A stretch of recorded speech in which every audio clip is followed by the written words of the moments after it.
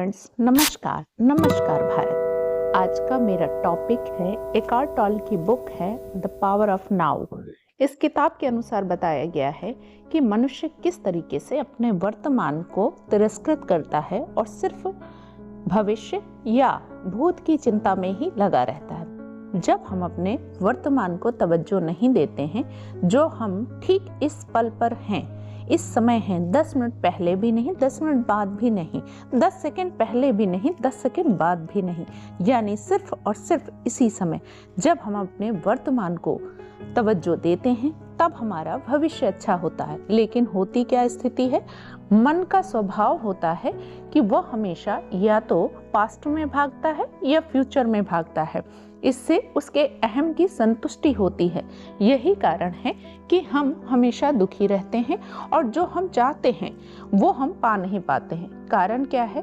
क्योंकि हम हमेशा पीछे या आगे रहते हैं, वर्तमान में नहीं रहते हैं। मैं जो कुछ भी कर रहा हूँ, क्या उसमें संतोषप्रद आनंद, सहजता या हल्कापन है? ये क्वेश्चन आप अपने आप से पूछिए तो आपको पता चलेगा कि आप वर्तमान में हैं या भूत या भविष्य में हैं। यदि ऐसा नहीं है तो समझ लीजिए कि समय यानी भूत और भविष्य वर्तमान को ढक रहे हैं और जीवन एक बोझ है, संघर्ष जैसा है। जो कुछ भी आप कर रहे हैं उसमें अगर आपको संतोषप्रद आनंद, सहजता व हल्कापन नहीं है तो इसका अर्थ यह नहीं है कि जो आप कर रहे हैं उसे बदलने की आवश्यकता है, बल्कि यह है कि जिस तरह आप कर रहे हैं वो बदलना ही काफी होगा। क्या की तुलना में कैसे अधिक महत्व रखता है? देखिए कि आपका ध्यान कर्म पर अधिक है या कर्म फल पर। वर्तमान पल जो कुछ आपको प्रस्तुत कर रहा है उस पर अपना पूरा ध्यान दीजिए। इसका अर्थ यह है कि आप जो हैं को पूरी तरह स्वीकार कर रहे हैं, क्योंकि ऐसा नहीं हो सकता कि आप किसी चीज पर अपना पूरा ध्यान भी दे रहे हो और साथ ही उसका प्रतिरोध भी कर रहे हैं। जब आप वर्तमान पल को सम्मान देने लगेंगे, उसे तवज्जो देने लगेंगे, तब आपके सारे दुख, सारी कश्मकश, सारी छटपटाहट विलुप्त होने लगेगी और जीवन का प्रवाह संतोषप्रद आनंद और सहजता के साथ होने लगेगा। जब आप वर्तमान पल के प्रति सजग रहते हुए कर्म करते हैं, तब आप कुछ भी करें वह हमेशा ही गुणवत्ता, गौर और प्रेम से पगा होता है, भले ही वह कोई भी बिल्कुल मामूली सा भी काम क्यों ना हो। यानी हमको सिर्फ कर्म पर ध्यान देना है, कर्म फल पर ध्यान नहीं देना है। जब हम कर्म करते हैं तो हम सिर्फ वर्तमान में रहते हैं। कर्म फल भविष्य की बात करता है और कर्म फल है कि वो उसका फल मिलता ही है। हमको उस पर ध्यान ना दे करके सिर्फ अपने वर्तमान को देखना है। जब आपका ध्यान अब के प्रति रहने लगता है तब आप एक विद्यमानता, एक निश्चितता, एक शांतता का अनुभव करने लगते हैं। तब आप परिपूर्णता और संतुष्टि के वास्ते भविष्य के सहारे जीना बंद कर देते हैं।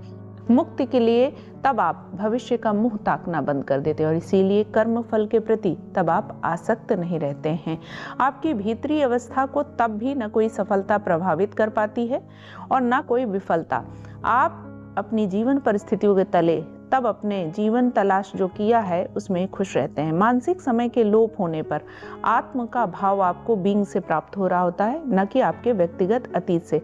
इसलिए जो आप हैं उससे इतर कुछ और बनने की मनोवैज्ञानिक भूख तब आप में रह ही नहीं जाती है और तब अपने सांसारिक जीवन में, अपनी जीवन परिस्थितियों के स्तर पर भले ही आप वाकई धनी, ज्ञानी और सफल व्यक्ति बन जाएं, इस या उससे मुक्त हो जाएं, तो भी बीइंग यानी आत्मा या ईश्वर की गहराई में तो अब आप पूर्ण और संपूर्ण रहते हैं। इसमें लेखक ये कहता है कि हम हर पल, हर समय अपने वर्तमान को ध्यान नहीं देते, चूंकि पास्ट में या फ्यूचर को सोचते रहते हैं, फ्यूचर के लिए डरे रहते हैं।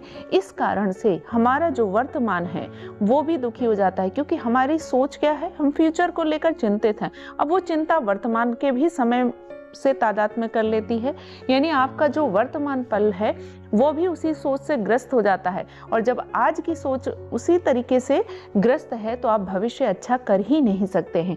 और जिस पल आप अब के पल को इस तरह जीने लगते हैं कि जैसे बस आपके पास यही पल है, तो आप क्या करना पसंद करेंगे? तब आप उसे पूर्णता से जीना पसंद करेंगे और तब आपको जीवन में वास्तव में सफलता मिलनी शुरू होती है।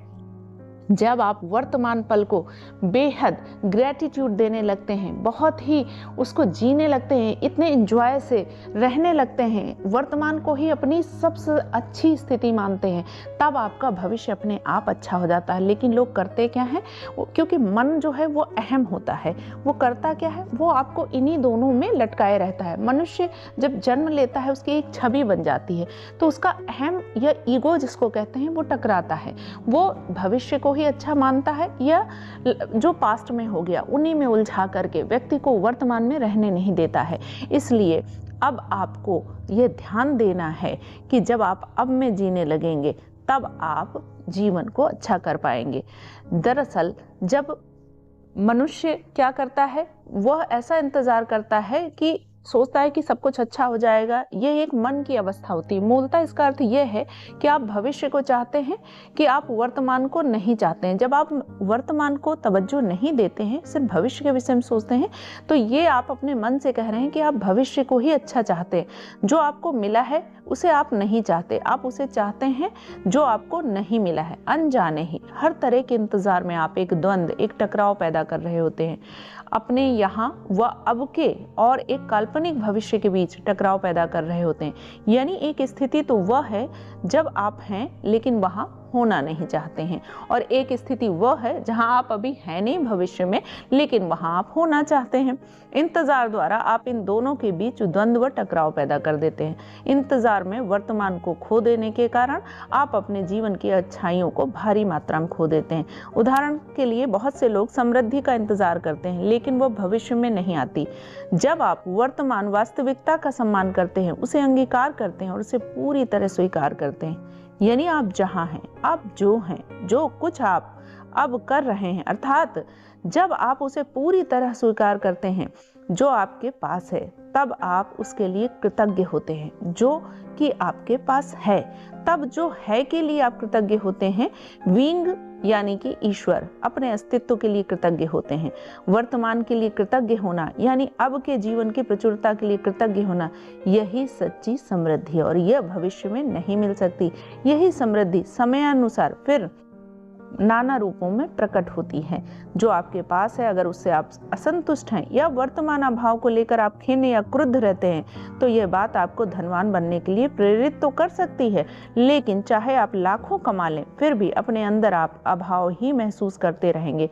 अपने अंदर खुद को कहीं अपरिपूरित ही महसूस करते रहेंगे।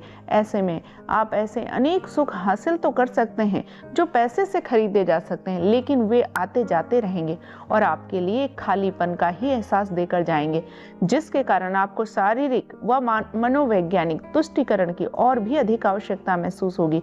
तब आप बीइंग में निवास नहीं कर रहे होंगे और इसलिए अब के जीवन में उस परिपूर्णता को महसूस नहीं कर रहे होंगे जो कि एकमात्र सच्ची समृद्धि है।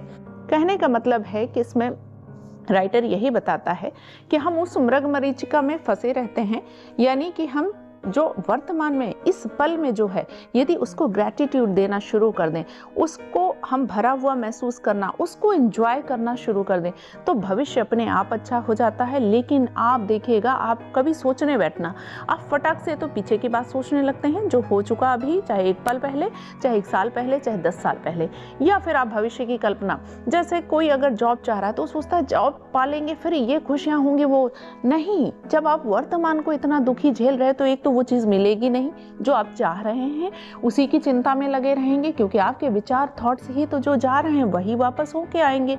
फिर आप वर्तमान को भी एंजॉय नहीं कर रहे, ये समय भी चला जा रहा है हाथ से और भविष्य भी खराब हो रहा है। तो बस आपको ये करना है कि आप अपने वर्तमान को जितना एंजॉय पूर्ण तरीके से जीवन जी सके, उतना उस आनंद को महसूस कीजिए, अपने शरीर में उस कंपन को महसूस कीजिए।